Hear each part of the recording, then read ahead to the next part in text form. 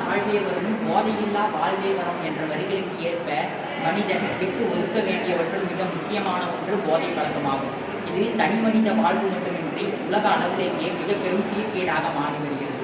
உலகம் முழுவதும் 2.30 கோடி மக்கள் பல்வேறு வகையான போதைப் பொருட்களை பயன்படுத்துவதாக ஐநா புள்ளி விவரம் தெரிவிக்கின்றது. போதைப் பொருள் ஒவ்வொன்றிலும் ஒவ்வொரு விதமான வேதிப்பொருள் உள்ளதாகவும் அவை ஒவ்வொன்றும் ஒவ்வொரு விதமான உணர்வையும் சந்தோஷத்தையும் தருவதாக அதை பயன்படுத்துவோர் மடைத்தனமாக தெரிவிக்கின்றனர். போதைப் பொருட்களை பயன்படுத்துவோர் சொந்த வீட்டிலேயே திருடுதல், பொருட்களை எடுத்து அடகு வைப்பது, பிச்சை எடுப்பது போன்ற அசிங்கமான செயல்களில் ஈடுபடுவதோடு மட்டுமின்றி பொது இடங்களில் கொலை, கொள்ளை, பாலியல் தொந்தரவு போன்ற சட்டவிரோத செயல்களிலும் ஈடுபடுகின்றனர்.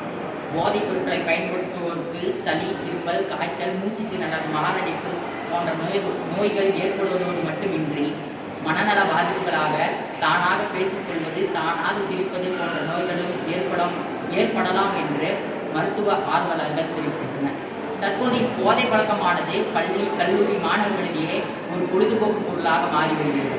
சென்னை உட்பட 3 மாவட்டங்களில் நடத்தப்பட்ட கள ஆய்வில் 10% மாணவர்கள் பல்வேறு வகையான போதைப் பொருட்களுக்கு அடிமையாக இருப்பது தெரிய வந்துள்ளது.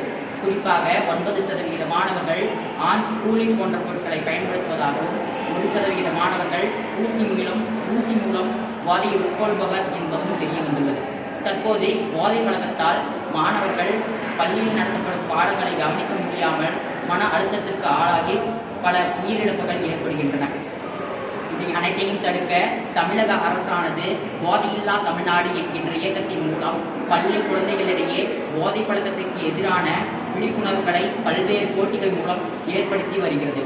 குறிப்பாக காலை வழிபாட்டு கூடங்களில் போதை பழக்கத்திற்கு எதிரான உறுதிமொழி போன்ற எண்ணற்ற திட்டங்களின் மூலம் பள்ளி மாணவர்களிடையே போதை பழக்கத்திற்கு எதிரான விழிப்புணர்வை ஏற்படுத்தி வருகிறது. நிறைவாக ஒரு விழிப்புணர்வை பாடலை பாடி வீரர் செய்கிறேன். விட்டு ஒழிக்கணும் கெட்ட பழக்கத்தை, நீ கட்டி காக்கணும் நம்ம சமூகத்தை.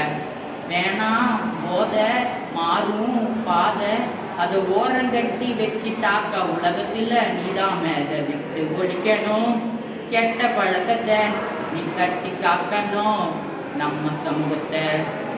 படிக்கிற வயசுல கத்துக்கங்க ஒழுக்கத்தை, எதுக்கு நீ தேடி போற கஞ்சா போத பழக்கத்தை. கஷ்டப்பட்டு படிக்க வைக்கிற பெத்தவல்ல பாருடா, 4 பேர் வாழ்த்தும்படி நல்லா வாழ்ந்து காட்டடா என்று கூறி அனைத்து விஷயத்திற்கும் விடாமுயற்சி தேவை, ஆனால் போதை பழக்கத்திற்கு மட்டும் விடுமுயற்சி தேவை என்று கூறி விடைபெறுகிறேன். நன்றி, வணக்கம்.